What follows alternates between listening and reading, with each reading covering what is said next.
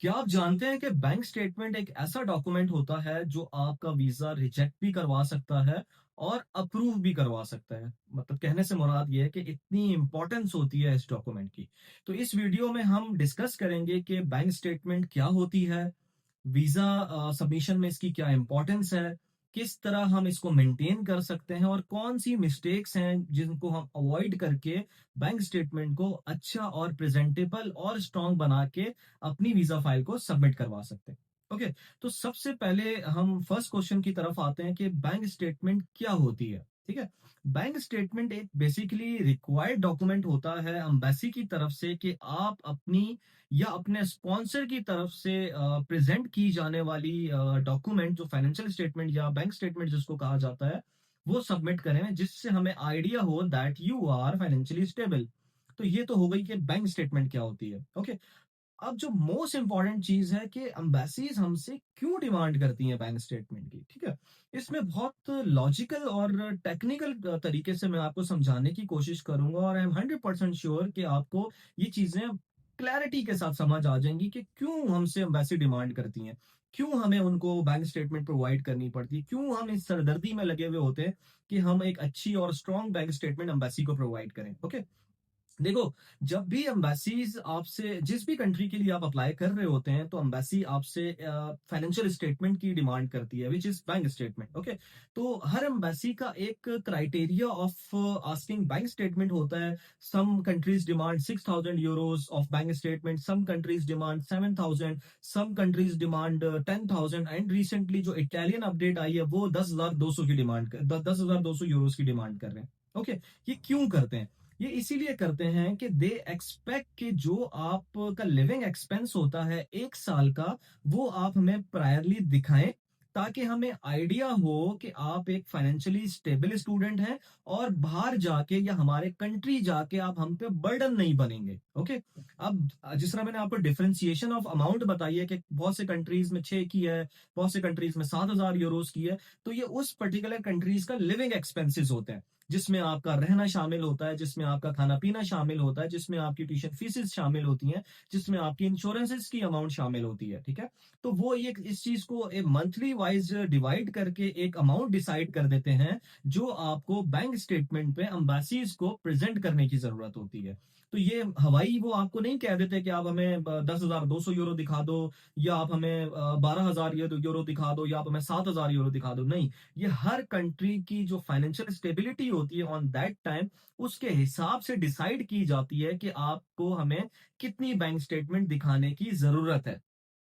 I think कि इस चीज से आपको क्लियर हो गया होगा कि बैंक स्टेटमेंट की क्यों जरूरत पड़ती है at the time of visa submission. ठीक है, अब हमें ये चीज जानने की जरूरत है कि हम इसको कैसे बेहतर और अच्छे तरीके से मेंटेन कर सकें और अच्छे तरीके से फ्लो में ला सकें। ठीक है, इस क्वेश्चन को आंसर देने से पहले बहुत से स्टूडेंट्स ये भी पूछते हैं कि यार हमें कितने महीने की बैंक स्टेटमेंट रिक्वायर्ड है। ठीक है, आइडियली आपको 6 मंथ्स की बैंक स्टेटमेंट रिक्वायर्ड होती है। इसका ये मतलब होता है कि जब आपने अपनी बैंक स्टेटमेंट प्रेजेंट करनी है, तो ऐसा ना हो कि आप अगर आपने अपना केस अगस्त में प्रेजेंट करना है तो आपने मई में अपना अकाउंट खुलवाया हुआ हो। ठीक है, तो फॉर दैट सेक आप अपनी जो अमाउंट होती है या आप अपने अकाउंट को 6 मंथ पुराना जस्टिफाई नहीं कर सकते। ठीक है, और एक और जो कंफ्यूजन है आप लोगों के दिमाग में या जो डाल दी गई है, वो ये है कि अगर फॉर एग्जाम्पल आप अपना केस प्रेजेंट कर रहे हैं एम्बेसी में और अगर लकीली आज आपके पास अमाउंट आती है किसी भी वे से, ठीक है,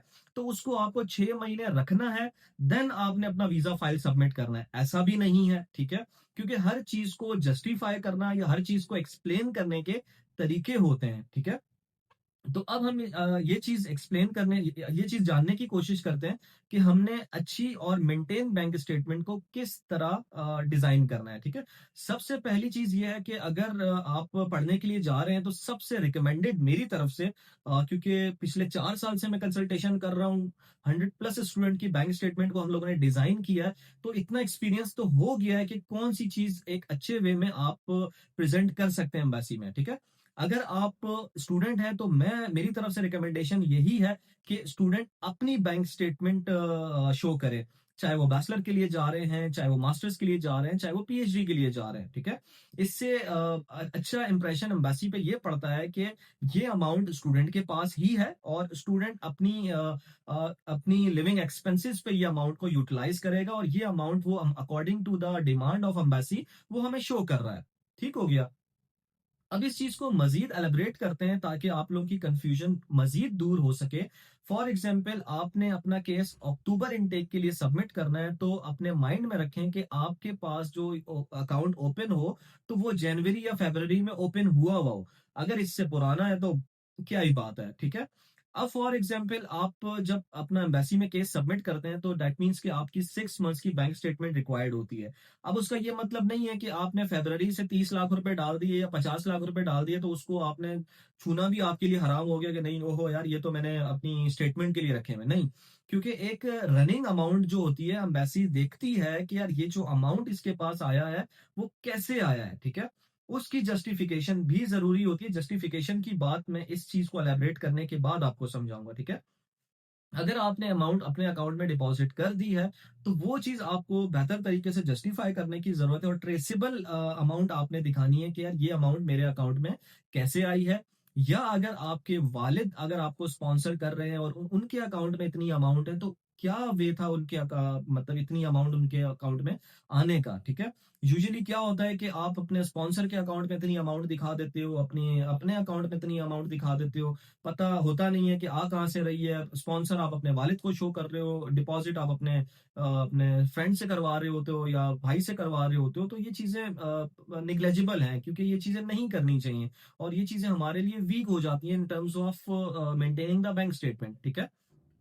अब इसको क्लियर वे में समझते हैं कि फॉर एग्जांपल आपने अपना अक्टूबर में केस सबमिट करवाना है और आपने एम्बेसी को जो अपनी बैंक स्टेटमेंट देनी है जनवरी या फरवरी से प्रेजेंट करनी है, ठीक है? तो जो आपने अपने अकाउंट में अमाउंट को डिपॉजिट करवाना है वो जनवरी फरवरी में अमाउंट डिपॉजिट करानी है, ठीक है? उसके बाद आपने उसी अमाउंट को समहाउ यूटिलाइज करना शुरू करना है, ठीक है? इसको मजीद एलिब्रेट मैं करता हूं ताकि आपकी कंफ्यूजन बिल्कुल क्लियर हो जाए कि हमने एग्जैक्टली करना क्या है, ठीक है? क्योंकि कहानियां तो मेरी तरफ से बहुत हो गई, लेकिन अब आपकी तरफ से ये आपके माइंड में ये चीज आ रही होगी कि यार बताओ तो सही कि हम एग्जैक्टली करें क्या, ठीक है? तो करना आपको ये है कि अगर आप अक्टूबर में या सितंबर में किसी भी कंट्री का इनटेक अप्लाई कर रहे हैं और आपने इस इनटेक में जाना है, ठीक है? तो जो आपने एम्बेसी को बैंक स्टेटमेंट सबमिट करनी है वो जनवरी या फरवरी से सबमिट करनी है, ठीक है? फॉर एग्जाम्पल, हम सबसे पहले बात करते हैं, अगर आप अपने स्पॉन्सर शो कर रहे हैं, अपनी वालदा को कर रहे हैं या अपने वालिद को कर रहे हैं, तो उस केस में क्या होगा, ठीक है? उस केस में ये होगा कि अगर आपको पता है कि एक एम्बेसी, फॉर एग्जाम्पल इटली की बात करते हैं, कि इनकी जो रिक्वायरमेंट अमाउंट है वो तकरीबन 33 लाख रुपए है, ठीक है? और वो मुझे अपने स्पॉन्सर के अकाउंट में शो करवानी है, ठीक है? तो वो शो करवा तो दी आपने, लेकिन उसकी जस्टिफिकेशन भी आपको देनी है। उसका टैक्स रिटर्न्स भी आपको फाइल करना है कि ये अमाउंट अपने आपके स्पॉन्सर के अकाउंट में आ कहाँ से रही है, ठीक है? चाहे आपके वालिद हों चाहे आपकी वालदा हों, ठीक है? अगर फॉर एग्जाम्पल आप अपने आप को सेल्फ स्पॉन्सर शो करते हैं कि यार ये मैं खुद एज अ सेल्फ स्पॉन्सर अपना केस अप्लाई करना चाह रहा हूँ और मुझे मेरे स्पॉन्सर ने मेरे अकाउंट में पैसे डाल दिए हैं, तो उस चीज की भी जस्टिफिकेशन आपको देनी है कि आपके अकाउंट में ये पैसा किसने ट्रांसफर किया है और कहाँ से आया है। ठीक हो गया? अब हम मजीद बात करते हैं जस्टिफिकेशन पे, क्योंकि मोस्टली जो चीजें हैं पैसा तो कहीं ना कहीं से अरेंज हो जाता है। दोस्तों ने दे दिया, वालिद ने दे दिया, आपके पास खुद की कोई सेविंग थी, लेकिन अब इसको जस्टिफाई कैसे करें, ठीक है? जस्टिफिकेशन इज मोस्ट इंपॉर्टेंट, क्योंकि पैसा आना इंपॉर्टेंट नहीं है। पैसा हमें किसी भी तरीके से मिल जाता है, लेकिन हम उसको वैलिड वे से जस्टिफाई कैसे करें, दैट्स टू मच इंपॉर्टेंट, ठीक है? उसके लिए आपकी जो बैंक स्टेटमेंट होती है वो अलाइंड होनी चाहिए आपके टैक्स रिटर्न से। कि अगर आप ये चीज प्रेजेंट कर रहे हैं कि यार मेरे वालिद बिजनेस कर रहे हैं, तो उनका जो बिजनेस है वो टैक्स रिटर्न में डिक्लेयर होना चाहिए। गवर्नमेंट का उनको टैक्स पेयर होना चाहिए, ताकि जब आप अम्बेसी में केस सबमिट करें तो उनको पता हो कि यार ये इंसान बिजनेस करता है और इसके अगेंस्ट जो इसकी इनकम है उसके अगेंस्ट वो टैक्स भी पे करता है, ठीक है? क्योंकि अमाउंट आपके अकाउंट में आ जाती है, पता होता नहीं है कहाँ से आती है। अब्बा के अकाउंट में आ रही है तो पता नहीं है कि अब्बा अब्बा के अकाउंट में कहाँ से आ रही है, अब्बा कर क्या रहे हैं, ठीक है? हमें तो पता है कि क्या कर रहे हैं, लेकिन हमें ये चीज अम्बेसी को जस्टिफाई करनी होती है थ्रू टैक्स रिटर्न्स, क्योंकि हमारी जो स्टेटमेंट हो और जो हमारे टैक्स रिटर्न्स हों वो अलाइन्ड हों आपस में, ताकि किसी भी तरह की मिसमैच ना हो रही हो, ठीक है? अगर फॉर एग्जांपल आप ये चीज़ प्रेज़ेंट करते हैं कि यार मैं अपने अब्बू को स्पॉन्सर शो करता हूँ और वो एम्प्लॉयड है और उनकी अप्रॉक्सिमेटली 1.5 लाख रुपए या 2 लाख रुपए सैलरी है, तो वो टैक्स रिटर्न में डिक्लेयर होनी चाहिए कि वो उनकी नेट इनकम क्या है, ठीक है? अदर देन दैट अगर उनको उनके कोई एसेट्स हैं जिसमें वो मज़ीद आपको अपने स्पॉन्सर लेटर में ये चीज़ कह रहे हैं कि अगर ये फ्यूचर में भी कोई पैसों की डिमांड करेगा, तो we are there to support him, तो उनके एसेट्स भी उनके अकाउंट में डिक्लेयर होने चाहिए, ताकि उनकी एक इनफ स्टेबिलिटी शो हो कि यार ये बंदा इतना कैपेबल, फाइनेंशियल कैपेबल है कि वो बाद में भी अपने बच्चे को सपोर्ट कर सकता है। ओके? पैरेलल यही चीज आपकी वालदा के लिए भी है, क्योंकि मोस्टली स्टूडेंट्स की जो मदर्स हैं वो हाउस वाइफ हैं, तो कोशिश यही करें कि अपने जो वालिद हैं जो रूटीन में अर्न कर रहे हैं उनको ही स्पॉन्सर करें, ताकि आप उनकी इनकम स्टेबिलिटी दिखा सकें, कि पैसे की इनकमिंग दिखा सकें कि पैसा इस वे से आया है, ताकि एम्बेसी को कोई डाउट्स ना हो आपकी बैंक स्टेटमेंट पे। ठीक हो गया? अब फॉर एग्जाम्पल समहाउ कुछ ना कुछ सिचुएशंस ऐसी होती हैं जिन पे स्टूडेंट्स को अपनी मदर को ही स्पॉन्सर करना पड़ता है, तो उसमें भी कुछ ना कुछ आपको जस्टिफिकेशन देनी पड़ती है। अगर आपकी मदर आपके केस में आपके स्पॉन्सर हैं, तो आपको हर बैंक स्टेटमेंट प्रिपेयर करने से पहले उनसे रिलेटेड डॉक्यूमेंटेशन को प्रिपेयर करना होगा कि हम उसको किस तरह जस्टिफाई करेंगे कि यार हमारी मदर एक स्टेबल और फाइनेंशियल स्टेबिलिटी उनके शो हो, और हमें वो फाइनेंशियली स्टेबिलिटी के अकॉर्डिंगली जब स्पॉन्सर करें तो एम्बेसी को कोई डाउट्स हमारी बैंक स्टेटमेंट पे रेज ना हो। ठीक हो गया? और अगर आप अपनी बैंक स्टेटमेंट प्रोवाइड कर रहे हैं, तो उसमें भी यही चीज शो करनी पड़ेगी कि अगर आपके वालिद या आपकी वालदा, आपके भाई, आपके कोई अंकल वगैरह भी आपको अगर पैसा दे रहे हैं, तो वो तो चले आपके अकाउंट में आ गया, लेकिन उनके पास कहाँ से आया, तो वो चीज भी आपको जस्टिफाई करने की जरूरत पड़ेगी, ताकि एम्बेसी को डाउट्स ना हो, वो क्लियर हो आपकी फाइनेंशियल स्टेटमेंट को लेके, और मजीद कोई सवाल उनके जहन में ना आए, और उनको आपके पासपोर्ट पे स्टिकर लगाने में आसानी हो। ठीक हो गया? अब एक चीज आ जाती है कि हमें अवॉइड कौन सी मिस्टेक्स करनी है, ताकि जो हमारा जो रिजेक्शन के जो चांसेस हैं वो मिनिमम हो जाएं, ठीक है? जो अवॉइड्स आपको मिस्टेक्स करनी है वो ये करनी है कि आप अगर अपनी अकाउंट, अपना वीजा सबमिशन अगस्त या सितंबर में कर रहे हैं, तो कोशिश करें कि आपका अकाउंट साल एक पुराना हो, ठीक है? बिल्कुल अर्ली अकाउंट ना खुला हुआ हो, ठीक है? उसमें रूटीन्स ऑफ ट्रांजैक्शन चलती रहें, चाहे आपके डेली एक्सपेंसेस की हों, चाहे आपके डेली यूजेज की हों, ठीक है? सैलरी की इनकमिंग हो, और जो अगर सैलरी की इनकमिंग है तो उसके प्रूफ्स हो, तो इस तरह की चीजें भी आपको इस तरह की मिस्टेक्स भी आपको अवॉइड करने की जरूरत है, ठीक है? अगर हम मजीद मिस्टेक्स की बात करते हैं जो स्टूडेंट्स करते हैं, तो वो ये है कि वो फॉर एग्जांपल किसी से भी लेके पैसे डाल देते हैं, चाहे वो दोस्त होते हैं, कोई कजन्स होते हैं, ऑल दैट, बट उनकी जस्टिफिकेशंस नहीं होती है, ठीक है? बात अगेन वहीं पे आगे खड़ी हो जाती है कि जस्टिफिकेशन इज इंपॉर्टेंट, ठीक है? जब तक आपकी अमाउंट की जस्टिफिकेशन नहीं होगी, तब तक आपकी बैंक स्टेटमेंट स्ट्रांग नहीं होगी, ठीक है?